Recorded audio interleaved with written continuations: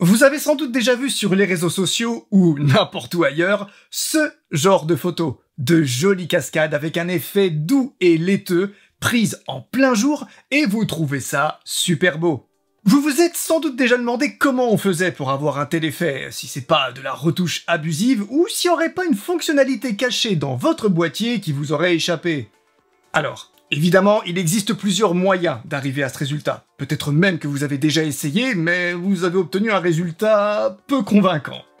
Dans cette vidéo, je vais me concentrer sur une seule méthode, celle que j'estime être la plus qualitative, mais aussi la plus plaisante, puisque contrairement à ce que vous pourriez penser, la majeure partie du boulot se fait sur le terrain. Donc oui, on peut obtenir ça dès la prise de vue. Alors ça va vous demander quelques investissements, mais le jeu en vaut la chandelle. Et ne vous inquiétez pas, on va tout aborder dans cette vidéo. C'est pour ça qu'elle dure aussi longtemps. Salut, c'est Yannick Solaire de Sonic Photographie et aujourd'hui, je vous dis tout ce que vous devez savoir sur la pose longue.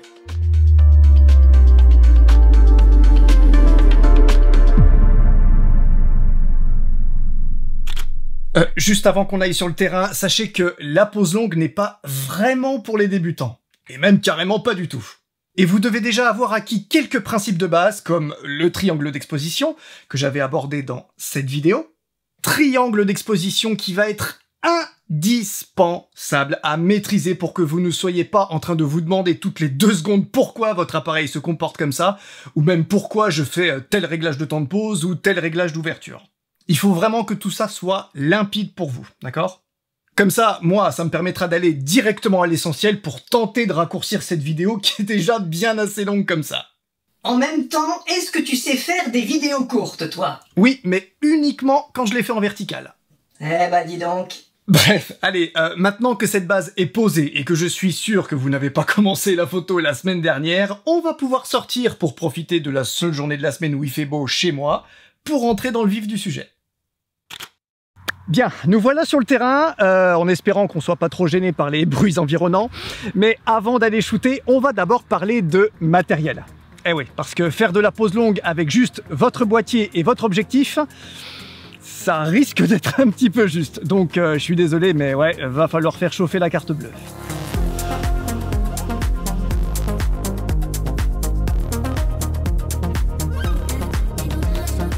Tout le matos que je vais vous présenter dans ce chapitre, vous le trouverez dans la description. Il s'agit de liens affiliés chez Amazon, Digitphoto et Miss Numérique. Donc comme ça, vous avez le choix selon qui vous souhaitez soutenir. Et en passant par ces liens affiliés, vous soutenez financièrement cette chaîne ainsi que mon travail. Vous, ça vous coûte pas un seul centime de plus. Quant à moi, je touche une petite commission sur les ventes. Alors merci d'avance à toutes celles et ceux qui passeront par là. Ouais, bon, allez, balance ton listing, là. Oui, bah 2 secondes, j'y viens. Et tu vas te détendre, toi, hein. Commence pas. Bon, alors, évidemment, il va vous falloir un boîtier qui vous laisse la possibilité de prendre le contrôle sur vos réglages de sensibilité ISO, d'ouverture et surtout de temps de pause. Pour les besoins de cette vidéo, j'utiliserai mon Canon EOS 6D Mark II, que j'ai justement pu m'offrir grâce à votre soutien, justement, accompagné d'un objectif ultra grand angle, le 16-35. Cela dit, je vous rassure, hein, vous pourrez tout à fait arriver au même résultat avec du matériel beaucoup plus modeste. Hein. Par exemple, si vous avez un vieux réflexe d'entrée de gamme qui date d'il y a plus de 10 ans avec son 18-55 de base, je vous promets que ça fera l'affaire tout pareil. Ensuite, comme on va faire de la pose longue, donc c'est-à-dire que le temps de pause sera de plusieurs secondes, il va vous falloir un trépied. Plus celui-ci sera stable, mieux ce sera.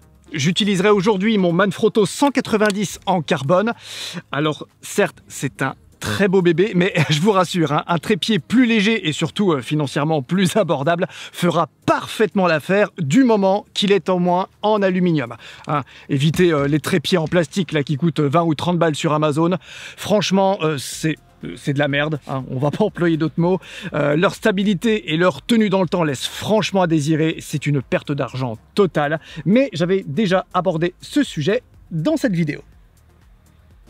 Après, bien évidemment, il vous faudra la baguette magique, j'ai nommé le filtre ND.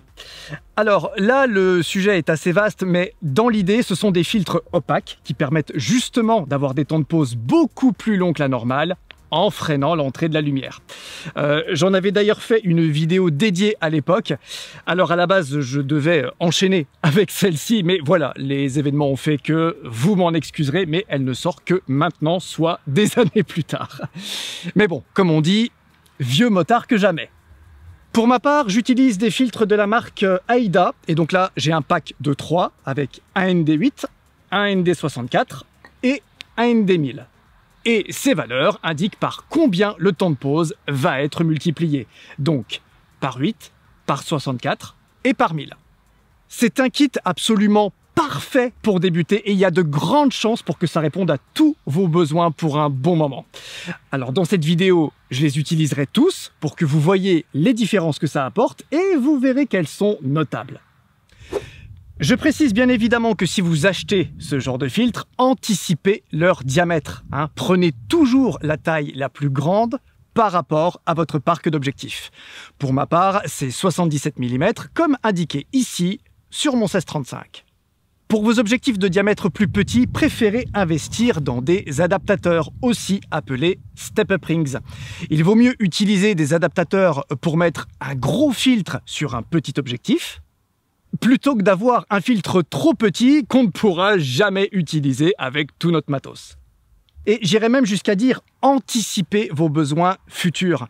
Si vous savez que dans un avenir proche, vous allez acheter un objectif bien précis pour vos photos de paysage et que le diamètre du pas de vis frontal est supérieur à tous les objectifs que vous possédez déjà, eh ben prenez sa taille à lui pour être tranquille.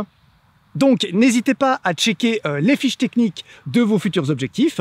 C'est une information que vous retrouverez soit sur le site officiel de la marque, soit dans les fiches produits des boutiques en ligne. On termine avec un accessoire qui me paraît très important. Pas indispensable, mais je vous le recommande chaudement, la télécommande. Alors là, peu importe que vous en preniez une filaire ou une sans fil, le but de la manœuvre, c'est que vous ne touchiez pas votre appareil pour prendre vos photos. Que vous le manipuliez pour faire vos réglages, ok, mais je ne veux pas vous voir toucher le déclencheur. Et pourquoi ça, wesh? Parce qu'on va faire de la pause longue, je te rappelle.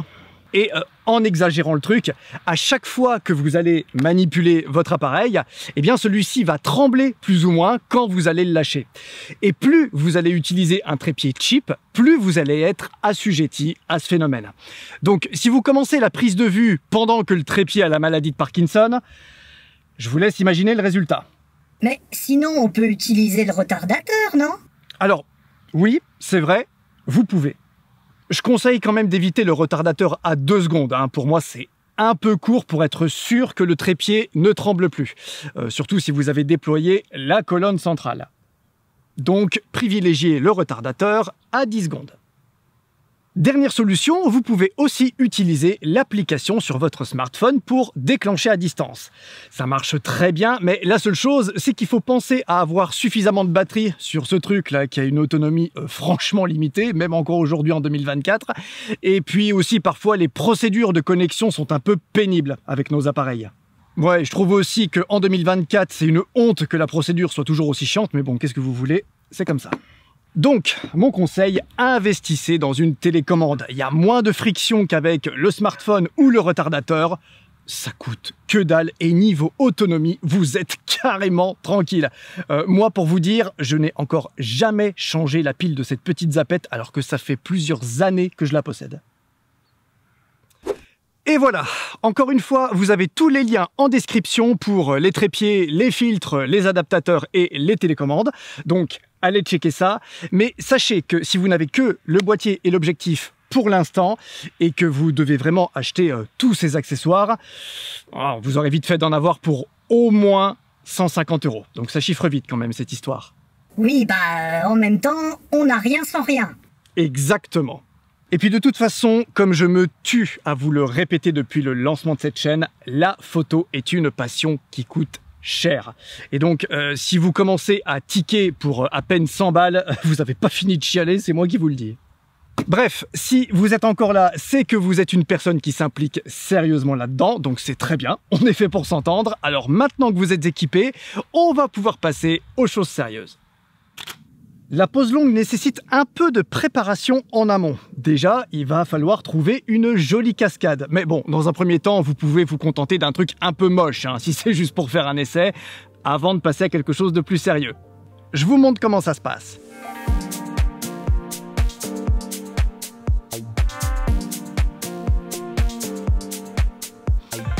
Une fois le lieu trouvé, vous allez d'abord décider d'un cadrage. Alors, j'aurais bien voulu vous en parler en direct pour ce tuto, mais bon, vu le bruit que fait cette chute d'eau, c'était juste ingérable. Donc, vous m'excuserez, mais je ferai tout en voix off à partir d'ici. Donc, ce que je vous conseille de faire, c'est d'éviter de sortir le trépied tout de suite. Faites d'abord ça avec votre appareil, comme si vous shootiez à main levée, que vous le fassiez au viseur ou avec l'écran arrière, hein, peu importe. Et une fois que vous êtes satisfait de votre composition, vous pouvez sortir votre trépied et le régler en conséquence. Bien, maintenant que le trépied est en place, on ne va pas mettre le filtre tout de suite, on va d'abord faire quelques réglages sur l'appareil. D'abord, vous allez désactiver le stabilisateur sur votre objectif, ainsi que dans celui de votre boîtier si vous avez un hybride à capteur stabilisé. Et oui, parfois, les stabilisateurs, aussi étonnants que ça puisse paraître, peuvent occasionner des photos floues en étant activés. Pourquoi? Mais je vais vous le dire. Eh bien tout simplement parce qu'en étant actif en permanence, le système est toujours en alerte et par mégarde, il peut compenser des mouvements qui n'existent pas. Donc les lentilles vont bouger, le capteur aussi si vous avez un boîtier moderne, alors que tout est parfaitement fixe. Alors je sais qu'il y a des boîtiers et des objectifs qui potentiellement détectent quand ils sont sur trépied, donc justement pour éviter d'avoir cette déconvenue. Mais enfin bon, vu qu'on n'a pas la liste complète du matos capable de faire ça, qu'on ne sait pas si c'est fiable à 100% et surtout qu'on n'a pas envie de se prendre la tête, comme on dit, prudence est mère de sûreté, donc mettez tout ça sur off et on n'en parle plus. Ensuite, vous allez vous mettre en mode M. Oh la vache! Je crois que c'est la première fois en 7 ans que tu fais une vidéo où tu utilises le mode M. Ah bah oui, mais là, on n'a pas le choix. Ensuite, vous allez passer la sensibilité ISO en manuel pour la régler sur la valeur la plus basse possible. Alors ça permettra bien sûr d'éviter d'avoir du bruit, mais surtout, vu que le capteur sera peu sensible à la lumière, ça va permettre d'allonger le temps de pause, ce qu'on recherche précisément. Donc ça tombe bien. Donc pour ma part, je me mets à 100 ISO. Après ça, on va décider de l'ouverture. Alors, l'ouverture contrôle aussi la quantité de lumière qui entre, mais dans notre cas, et vu qu'il s'agit de photos de paysage, on va plus s'en servir pour déterminer la profondeur de champ. En général, pour du paysage, on se règle aux alentours de f8 pour avoir à peu près tout de bien net et surtout avec une belle homogénéité globale. Donc, ce sera cette valeur que je mettrai. Et du coup, vu que j'utilise une ouverture assez petite, ça permettra aussi de faire en sorte que la lumière n'entre pas trop vite. Donc c'est double bénéf. Ah oui, non mais là, je pense que vous commencez à comprendre pourquoi j'avais autant insisté dans l'introduction en ce qui concerne votre connaissance du triangle d'exposition, parce que là, ça rigole plus. Hein. Bien, maintenant, je vais activer le mode Live View, donc pour voir ce qui se passe depuis l'écran arrière de mon réflexe. Et je vais régler le temps de pause pour faire en sorte d'avoir une exposition juste, donc en plaçant le curseur au centre de la réglette d'exposition sur la valeur 0. Je prends une première photo sans filtre et avec ma télécommande, bien entendu. Mais on s'en fout de ça, c'est de la pose longue qu'on veut voir, nous. T'inquiète ma guinguette, je fais jamais rien par hasard. Tu devrais le savoir depuis le temps d'ailleurs. Je m'en servirai plus tard dans cette vidéo, de toute façon, vous verrez. Et puis, pour faire un avant-après qui claque, c'est toujours utile. Donc là, j'ai une photo avec un temps de pause de 1/13e de seconde. Et c'est surtout ça qui m'intéresse, la valeur du temps de pause. À partir de là, on va enfin pouvoir visser un filtre ND au bout de notre objectif. Donc là, si vous avez un pare-soleil, je vous recommande évidemment de le retirer le temps que vous le mettiez. Ce sera quand même plus pratique. Et si vous utilisez des adaptateurs comme ceci, du coup, la question ne se pose même pas. Bien, maintenant que tout est en place, on va enfin pouvoir passer à la prise de vue. Comme dit dans le chapitre concernant le matériel, je possède 3 filtres ND de différentes intensités. On va donc tester le ND8, le ND64 et le ND1000 et on va voir ensemble ce que ça donne.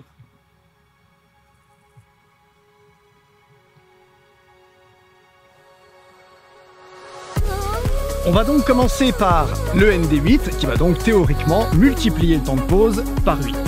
Une fois installé, on se rend compte que, bien sûr, le curseur sous la réglette d'exposition est passé dans les valeurs négatives. Ah, normal, hein, on a mis un filtre opaque sur l'objectif, donc il y a moins de lumière qui entre, c'est comme si vous mettiez des lunettes de soleil. Donc là, on va allonger le temps de pause, qui était d'1/13e de seconde sans filtre, souvenez-vous, jusqu'à retrouver une exposition à 0. Et ensuite, je prends la photo, toujours avec la télécommande. Voilà, ça nous donne donc une photo à 0,6 secondes de temps de pause. Et vous voyez, c'est déjà pas mal, hein, ça fait une petite différence. Ok, maintenant j'enlève le ND8 et je mets le ND64 à la place.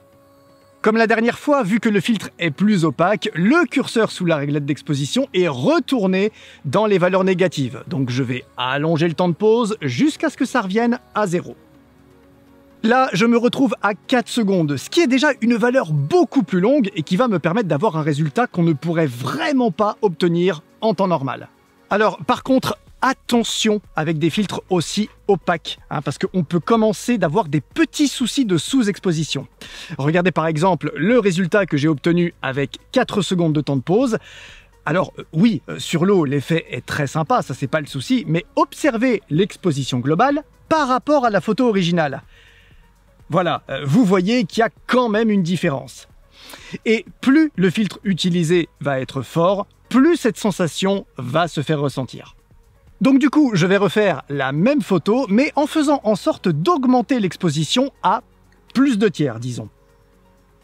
Et là, on retrouvera une exposition plus proche de ce qu'on avait obtenu avec la photo originale. Et en bonus, ça m'a permis d'allonger le temps de pause à 6 secondes. Juste, si vous faites ça, faites bien attention à ne pas trop abuser sur la surexposition. Hein, le but du jeu, c'est pas de cramer les tons clairs et de se retrouver avec une chute d'eau toute blanche sur laquelle vous ne pourrez récupérer aucun détail en retouche. Donc, n'hésitez pas sur le terrain à prendre plusieurs photos à plusieurs expositions différentes. Comme ça, une fois rentré à la maison, vous gardez celle qui vous convient le mieux. Allez, on termine avec le plus puissant des filtres que j'ai à ma disposition, le ND1000, qui, comme son nom l'indique, rallonge le temps de pause par 1000. Donc là, on est vraiment sur du truc balèze avec un filtre bien opaque. Une minute là! Comment ça se fait qu'avec un filtre aussi sombre, ton appareil arrive encore à voir ce qui se passe? Très bonne question. Eh bien, tout simplement parce que l'écran arrière me permet de simuler l'exposition finale en permanence. Donc, au final, peu importe la force, enfin, disons plutôt l'intensité du filtre ND que vous vissez sur votre objectif, vous avez toujours une visualisation en temps réel. Et si vous avez un hybride, eh bien, vous aurez exactement la même chose dans le viseur. Avec un filtre aussi opaque, vous obtiendrez des temps de pause très longs. Et vous comprendrez donc l'importance d'avoir un trépied solide, qui n'est pas cheap et surtout qui ne tremble pas au premier coup de vent. Idem, dans la mesure du possible, évitez de déployer la colonne centrale. C'est une des choses qui génère le plus de tremblements. Donc privilégiez les sections de vos pieds, ce sera bien mieux. Du coup, pour en revenir à la prise de vue, le filtre est tellement sombre et m'abaisse tellement l'exposition que 100 ISO ne suffira plus. Donc, je monte à 200. Ça reste une valeur encore tout à fait raisonnable, hein. Pas d'inquiétude, il n'y aura pas de bruit. Ensuite, je règle le temps de pause en conséquence et j'arrive à un très joli 30 secondes. Alors là, ça commence à devenir sérieux. Vous noterez que j'applique le même principe de surexposition qu'avec le filtre ND64. Avec ce filtre, j'avais augmenté de 2 IL, donc ça m'avait emmené à plus de tiers. Mais avec le filtre ND1000, je rajoute encore 2 IL supplémentaires, donc ça m'emmène à plus 1 tiers. Mais comment t'arrives à déterminer ça? Alors, là, c'est un peu plus compliqué à expliquer. En fait, je procède comme ça parce que je connais le comportement de ces filtres. Et en fait, en fonction de ce que vous allez acheter, les résultats seront différents.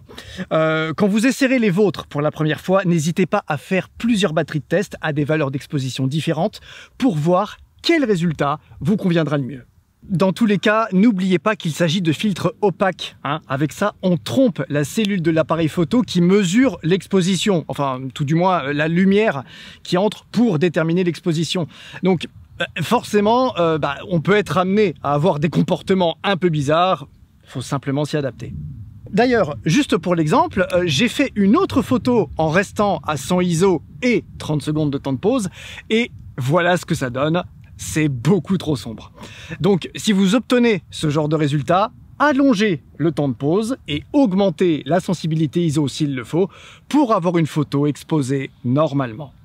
Bref, comme on a fait tout ce qu'il faut, voilà le résultat final. Là, on a quelque chose de bien laiteux, de tout doux. C'est vraiment super sympa et c'est sans doute pour ça que vous êtes venu ici à la base. Alors après, c'est à vous de décider sur le terrain quel effet vous voulez avoir sur l'eau. Peut-être que pour certains d'entre vous, le rendu avec le filtre ND1000 est déjà beaucoup trop fort et que, je sais pas moi, le résultat avec le ND64 vous convenait déjà. Ou au contraire, vous trouvez que le rendu avec le ND1000 n'est pas encore assez prononcé et vous aimeriez en avoir plus. Là, il n'y a pas de bonne ou de mauvaise façon de faire. C'est vous que ça regarde et c'est à adapter en fonction du résultat que vous attendez. Et bien sûr, ça tombe sous le sens, mais je le précise quand même, ça dépend aussi de la vitesse de déplacement de l'eau. Ce qu'on a obtenu là, pour cet exemple précis, avec les différents filtres, ce sera pas du tout la même chose dans une autre scène avec un cours d'eau différent. Donc c'est pour ça que c'est bien d'avoir ces 3 filtres, comme ça en fait vous pouvez vraiment vous adapter à toutes les situations et ensuite c'est à vous de vous adapter aux circonstances que vous rencontrez et ça c'est pas bien compliqué. Au pire, encore une fois, vous faites plusieurs tests sur le terrain et vous n'en gardez qu'une seule au final, basta. Et puis n'hésitez pas à prendre votre temps. C'est de la photo de paysage en plein jour, il n'y a rien qui presse, pas de pression. C'est vraiment un truc qui est génial avec la photo de paysage, c'est que vous pouvez prendre votre temps et recommencer autant de fois que vous voulez. C'est un putain de luxe en photographie, alors ne vous en privez pas.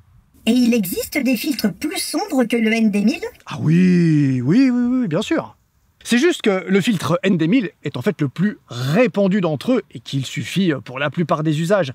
Mais sachez que vous pouvez trouver des filtres ND32000 par exemple, et ça peut même monter jusqu'à ND100 000. Donc, à voir selon vos besoins. Moi, ça me paraît pas indispensable, mais voilà, ça a au moins le mérite d'exister.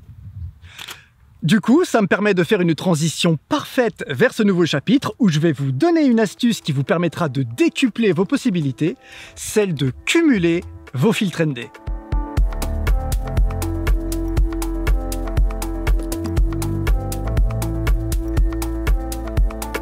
Oh là là là là! Attends une seconde. Cumuler plusieurs filtres, c'est pas une super connerie, ça? Alors, oui, bon, disons que si vous avez un besoin ponctuel, vous pouvez cumuler les filtres entre eux. Bon, c'est sûr que c'est moins bien que d'utiliser un seul filtre, mais enfin bon, en attendant, ça peut être une solution. D'ailleurs, lorsque vous cumulez des filtres ND, ces valeurs se multiplient entre elles. Donc par exemple, un ND8 et un ND64 combinés, 8 x 64, ça fait 512. Donc ça rallongera théoriquement le temps de pause par 512. Le problème, c'est que cumuler les filtres, effectivement, c'est jamais une très bonne chose. Et ça, n'importe quel bon photographe vous le dira. Non, par contre, le vrai souci de cumuler des filtres ND, c'est que ça va accentuer fortement le vignettage. Et ça, c'est vraiment pas une bonne chose. Ensuite, vous pouvez aussi vous retrouver avec ça. Ce petit souci d'avoir des filtres qui sont tellement serrés entre eux que pour les séparer, alors là, c'est la croix et la bannière. Ça m'est déjà arrivé plusieurs fois et je vous prie de me croire qu'il n'y a pas forcément besoin d'y aller comme un bœuf pour arriver à ce résultat. Non, puis je veux dire, enfin, regardez l'épaisseur de mes bras, je suis loin d'avoir une force exceptionnelle, donc vraiment, ça arrive très très vite. Et puis bien sûr, plus vous cumulez de filtres, plus vous prenez le risque de réduire le piqué de la photo, de générer des reflets de lumière parasites, des dérives colorimétriques, etc., etc. Donc voilà, encore une fois, il faut que ça reste une solution temporaire. Et puis, si vous vous rendez compte qu'il y a un combo que vous utilisez régulièrement, eh ben, regardez dans le commerce s'il n'y aurait pas un filtre qui existerait et qui pourrait vous donner satisfaction. Personnellement, je combine assez régulièrement le ND1000 avec le ND8. Donc en gros, ça me fait un équivalent de ND8000. Et voyez le résultat que ça donne de cumuler ces deux-là. Pour notre exemple du jour, ça m'a donné un temps de pause assez fou de 630 secondes, soit 10 minutes 30. Hein? Mais comment tu fais ça, bordel? Reste poli, s'il te plaît. Mais justement, c'est le sujet du prochain chapitre. Eh ouais, c'est qu'il y en a des choses à savoir.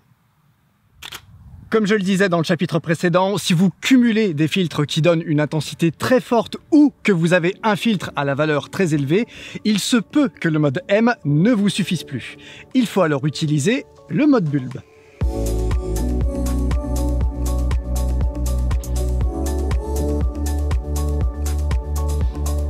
Ouais, moi aussi ça m'a fait marrer la première fois que j'ai vu ce nom-là. Le mode bulbe, marqué B sur la molette des modes de prise de vue, vous permettra de dépasser la limite imposée par votre appareil photo. De manière générale, quand vous êtes en mode S ou même en mode M, vous ne pouvez pas aller au-delà de 30 secondes. Enfin, ça, c'était le cas sur les anciens appareils, puisque sur les plus récents d'entre eux, on peut aller bien au-delà. Sauf chez Canon, qui reste bêtement bloqué à 30 secondes. Même sur des boîtiers sortis en 2024. C'est donc là qu'intervient le mode bulbe. Alors, ça fonctionne de manière un peu particulière, puisque en fait, il faut maintenir la pression à fond sur le déclencheur pendant toute la durée de la prise de vue. Personnellement, je trouve ça complètement absurde et je me demande bien dans quel cas de figure ça peut servir. Imaginez un peu tenir la pause, comme ça, pendant 10 minutes et sans faire trembler votre appareil. Je vous souhaite bien du plaisir. Donc là, la télécommande que je vous avais simplement recommandée tout à l'heure, elle devient carrément indispensable. Le fonctionnement avec la télécommande est d'ailleurs différent. Là, il faut cliquer une première fois pour déclencher la prise de vue et une seconde fois pour l'arrêter. Bon, en tout cas, c'est comme ça que ça fonctionne chez Canon et leur télécommande infrarouge. Et si vous utilisez leur télécommande filaire, le fonctionnement est différent. Tu étais différent. Il faut bien maintenir la pression sur le bouton de déclenchement, mais vous avez la possibilité de le verrouiller. Donc ça, c'est vraiment cool. Et dans tous les cas, pendant la prise de vue en mode bulbe, vous êtes censé avoir un petit chronomètre qui vous indique le nombre de secondes écoulées, que vous puissiez rapidement savoir où vous en êtes. Donc, je vous conseille de tester avec votre appareil photo, si vous avez autre chose qu'un Canon, pour voir si le comportement est similaire avec la télécommande, ou alors si ça fonctionne différemment. D'ailleurs, tiens, n'hésitez pas à me le dire dans les commentaires, ça peut aider la communauté. Et sinon, au pire des cas, ressortez la notice, elle répondra sans doute à vos questions. Juste une petite précision concernant ces télécommandes. En fait, elles simulent le comportement du déclencheur, ce qui signifie mise au point et prise de vue. Donc, si vous avez fait votre mise au point correctement et que vous voulez surtout pas qu'elle soit modifiée, pensez à désactiver l'autofocus avant de vous servir de votre télécommande pour déclencher.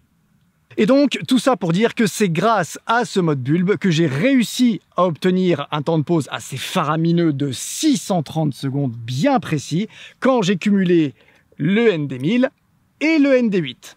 Bon, autant vous dire que dans ce cas-là, je trouve que ça sert pas à grand-chose tant les différences sont minimes. Enfin, je veux dire, regardez la comparaison avec celle de 30 secondes, c'est pas non plus la folie. Sur la cascade en elle-même, c'est franchement pareil. Et sur l'eau en contrebas, ouais, bon, c'est un peu plus joli, un peu plus doux, mais est-ce que ça valait vraiment le coup d'attendre 10 minutes? Là, je vous laisse seul juge. Alors attention, me faites pas dire ce que j'ai pas dit, dans certains cas, aller au-delà de 30 secondes, ça peut se justifier et il y aura une vraie différence sur l'image finale. C'est d'ailleurs pour ça que des filtres plus forts que les ND1000 existent, notamment pour des cours d'eau plus calmes. Mais encore une fois, vous êtes seul juge, donc à vous de tester sur le terrain et voir ce qui vous conviendrait le mieux. Si ça se trouve, un ND1000, ce sera déjà beaucoup trop puissant pour vous. Non mais attends, comment t'as fait pour savoir qu'il te fallait précisément 630 secondes de temps de pause? Eh bien, j'ai utilisé mon smartphone pour ça, et je vous en parle tout de suite. Avec mes copains les moucherons qui ont décidé de me faire chier. Pour calculer précisément le temps de pause à définir en fonction de votre filtre ND ou de votre combinaison de filtres ND, il existe des applications pour calculer ça rapidement, plutôt que d'y aller à l'aveuglette et de perdre un temps précieux.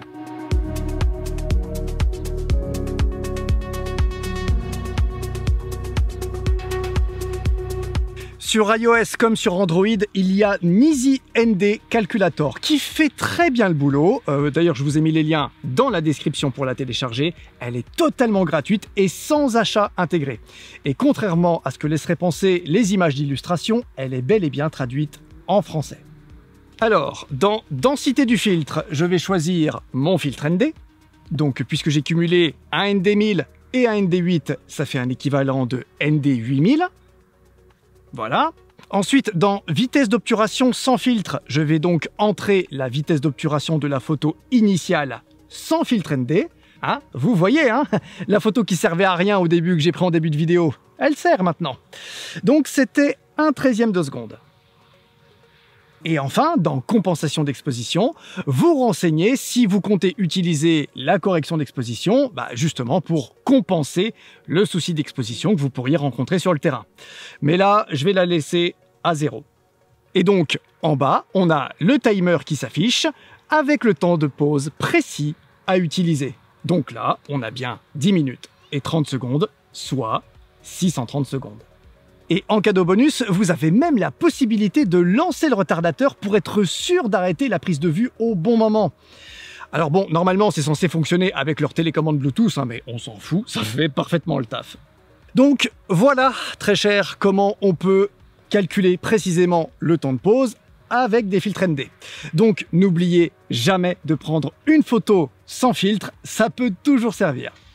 Bien évidemment, pour que ce calcul soit valable, il faut que la luminosité ambiante n'ait pas changé entre le moment où vous avez fait cette première prise de vue sans filtre et le moment où vous allez faire votre pause longue.